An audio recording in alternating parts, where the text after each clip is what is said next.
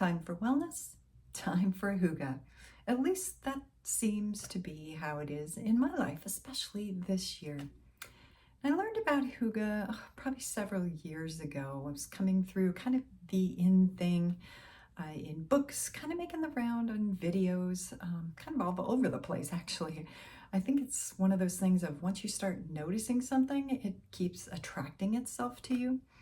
And I remember when that happened in 2020, it was like everything was hygge. Hygge was everywhere. And I think the thing that really attracted me to most, maybe especially this time of year for me, I'm moving into the fall season. The nights are growing definitely longer. I used to get up with the sunlight just a couple months ago, and now all of a sudden I'm working for the first couple of hours at my desk in the dark. And same thing at night. It's like we just get finished with dinner and already everything is kind of settling down for the night. And when you're used to being able to go for walks until 9 or 10 o'clock at night with everything still bright, sunshiny, it's kind of just kind of is transformational, I guess, as we move into October here. But the thing that I think attracts me most to hygge is it focuses on so many things that, quite honestly, in the English language, we just don't really have that much of. It's about combining coziness and contentment with wellness. And how do you say that in English? Hygge, of course. I think that's something that we could take to heart, that we can bring into our own lifestyle. And maybe to a certain extent, that one of the reasons that it's attracted so much to me is because I really feel like that has become even more important as I further progress in a plant-based lifestyle. Because it's like everything has a role. Everything has a purpose. Everything is there for a reason. And I start seeing that a little bit more. So when I put certain things on my counter, or I incorporate certain things into my kitchen, I realize they're there for a reason. And maybe it's a matter of buying something very simply, like a beautiful plate that I can put a new cookie recipe that I found, or even stopping by the craft store and buying cute little mason jars that I can bring to my garden and fill with absolutely gorgeous flowers. My dahlias are starting to come to an end in my garden. Actually, my dahlias and my zinnias, they're starting to come to an end. But the thing that I love about them is that, why just leave them in the garden? Why not bring them and enjoy them in my home too? So I have, as fall kind of just continues to whittle its way down, and all these big blossoms are just full of life. I go over there and I snip them almost every day, and I have, again, just mason jars all over my house.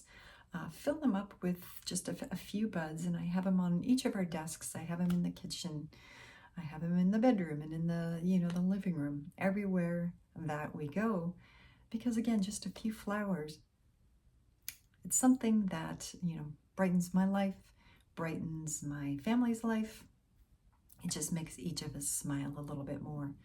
And to me, that is what hygge is all about. It's about bringing something into your life that creates just a little bit of contentment, a little bit of coziness, something that makes you smile and makes you feel a little bit brighter. Now, obviously, as we move into fall, maybe flowers aren't the best choice. Maybe it's something like your hot tea. I love my hot tea in the morning. Maybe it's it's fluffy pillows, tucked up into a corner where you can read your favorite book. Or maybe it's your favorite scent. I've been kind of playing with some different flower scents, some different things like that, getting into more of the natural side of that, how you can incorporate the actual flower smells, maybe dried things like that, into various things that you're bringing into your house. I think there's so many ways that we can incorporate this into our lives. A lot of it stems from awareness of, what does this mean to you? What does it look like? How can you do it? How can you bring it into your world? And what can you do with it there, especially as we tend to slow down a little bit more, at least here in the Northern Hemisphere, as we move into fall. But I think, honestly, we do that in a lot of seasons. Sometimes we have a lot of energy and sometimes we back away and we need, just a little bit of a break. For me, I have noticed that almost with every season, I'm having that a little bit more. In the summer, in the heat of the summer, I love just to head out to my patio with a cool drink and a book and just, breathe, take a few minutes to myself. It's the same way now. Again, I like curling up with a good book. Always involves a book. I love curling up with a good book, so a mug of tea in hand, maybe in front of my fireplace. In the winter, definitely, right? Maybe in the kitchen. I love baking in the kitchen, having that fresh aroma kind of filter throughout my house. I think that kind of filters through all year. We have this ebb and flow of, what feels right, what makes me feel better, what does this all mean, the purpose of all of this stuff in my life, if I don't have, a true grasp of where I'm going and how I'm going to get there.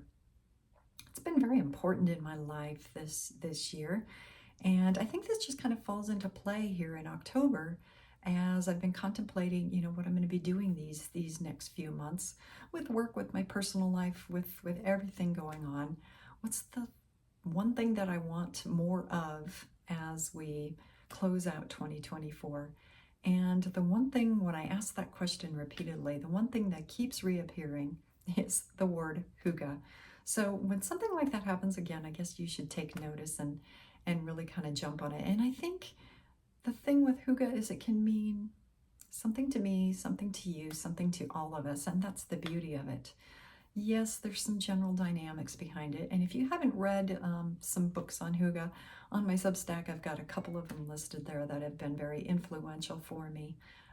Take a look at them, see what you think, and just really get into something that makes your October just a little bit brighter, that makes this point, this time of year, something a little more special, because I think there is something special no matter what we're going through in the real world, politics, all the other things that just fills up space, right? But when you can push it away and you can say, what's really important to me, what can I control, who can I be, and some of the just some of the things that bring me joy and bring those around me joy. I think when you focus on those, it ends up being a little clearer. It clears your mind a little bit, and again, it just makes you smile. My husband said the other day, we went to the garden to fill up my little mason jars, and he's like, what would you change in the next couple months? Is there things you want to do? Is there things you want to accomplish? And as I'm standing out in my garden, I'm like, not a thing at the moment. I absolutely love clipping flowers from my garden, putting them in mason jars and then just placing them all over my house. It's what brings me joy. And isn't that ultimately what it's all about, is finding what brings you joy today and doing a little bit more of it? And so with that, I have one of my journal exercises that I'd love to share with you. You can go ahead and you can download it here. I'll provide a link right here to you.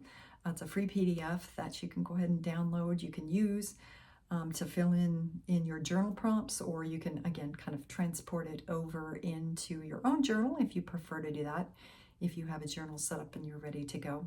What I usually like to do is I'll read them, maybe explain a little bit what I was thinking when I came up with these, give you about 30 seconds maybe to jot down a few notes and stuff.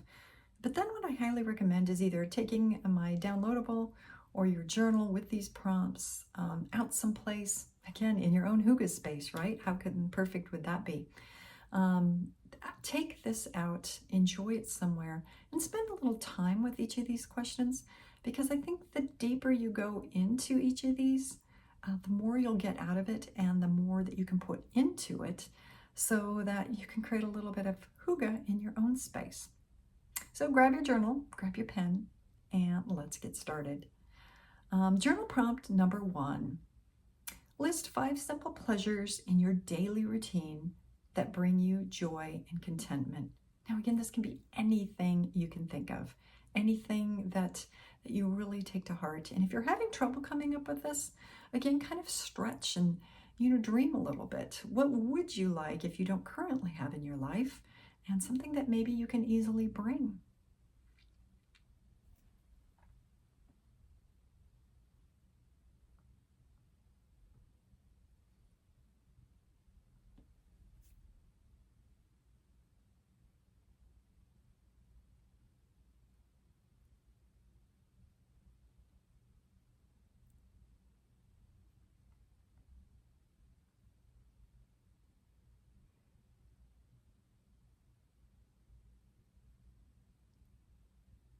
Okay, was question number two. I had to go there. I had to talk about the kitchen. So, question number two is, how can you make your kitchen a more inviting, Hygge-inspired space for plant-based cooking? Because I feel, again, that the two go hand in hand together. So if you're new to plant-based and you're not quite sure what this means yet, again, just kind of think about your kitchen. Think about what would make that space more enjoyable. Would it be a brighter color? Would it be a certain, maybe a plate or a utensil, a certain equipment that you've been dreaming about? Maybe you absolutely have been dreaming about a high-powered blender because you see it being used all over. Whatever it is, whether you have it or not, just let yourself dream a little bit. How could you make your kitchen more inviting? Maybe it's decluttering it, right? Maybe it's cleaning up your pantry.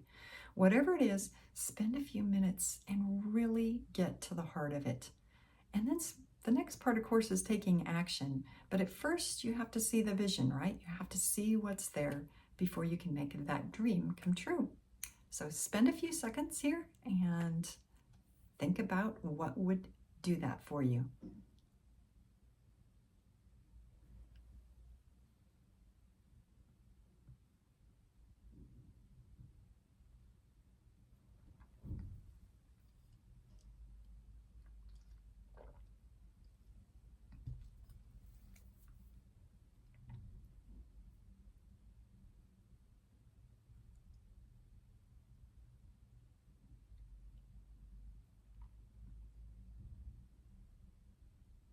Okay, journal prompt number 3 is actually one of my favorites. In fact, we just did this on Friday. We created our absolute Hygge-inspired Friday night.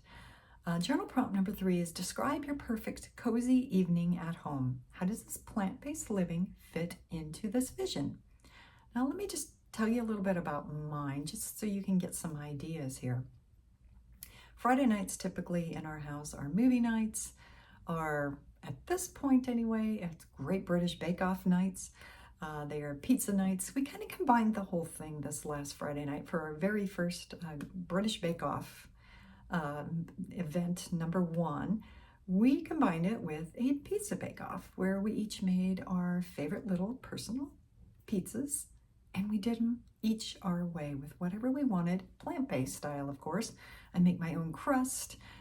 We each made our own sauces, and we put on our own toppings and stuff. And then we shared and compared who made the best little personal pizza. Now, it's a way that you can cozy up in front of the fire, being a little bit cool. We watched our favorite show, and we even played the game ourselves. And we had fun doing it. Who can make the best pizza out of the 3 of us? Doesn't have to be that sophisticated, but whatever it means to you, just think about it for a bit. What would the perfect cozy at home look like?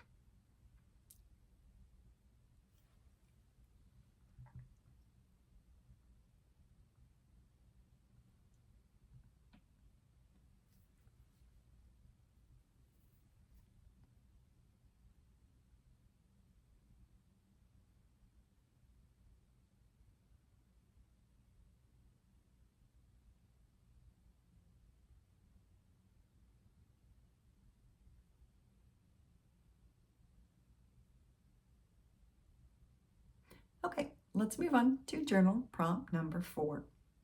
List 3 ways you can make your living space feel more warm and inviting using natural plant-based elements. And again, a lot of this to me means incorporating things that are very personal to you, and maybe that are very local as well. I'm really into the local flavor right now. Remember my flowers that I pick out of my own garden? Okay, something like this, something that means so much to you and that's very personal and that you can bring into your own home, into your own altar, into your own life and just really brighten up and liven up the place. Make it your own, especially as you move into a new season here. Again, this doesn't have to be expensive. You don't have to go out and shop and stuff. Maybe it is just, running outside and cutting a little bud off of your rose bush and putting it near your bed. Whatever it is to you, come up with some ideas that you can incorporate over and over again.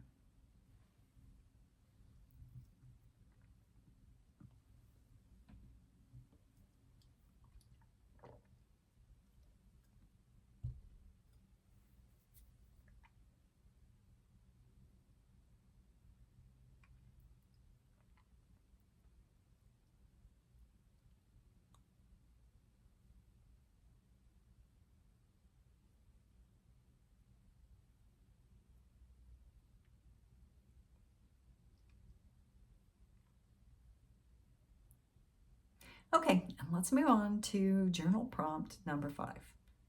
Number 5 is kind of taking everything we've been talking about, which is dreaming and visioning and planning out the rest of the year, only let's make it concrete. So number 5 is describe a small achievable goal for incorporating more hygge into your plant-based lifestyle this week. So if you don't take action, again, it just always becomes a dream. It always becomes a vision. Someday I will do this. So let's make it concrete. What is it that you would like to do this week to transform your plant-based living a little bit more? Just one tiny little thing. It can be as simple as making a bouquet of flowers. Or it can be, again, anything that works for you. Because it is plant-based, maybe it's going to a farmer's market, finding a local farmer's market near you. Or maybe it's even just using produce that you picked up and not having to throw them out at the end of the week. Just make a commitment to one thing that you can actually do, you can move forward and feel good about at the end of the week that you actually accomplished.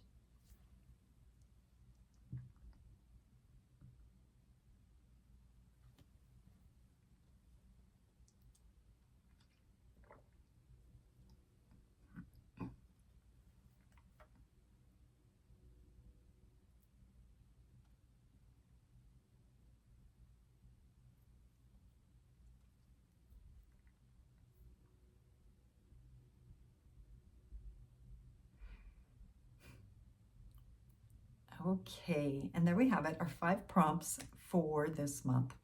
Hopefully you enjoyed them. Hopefully you got a little bit of hygge down yourself.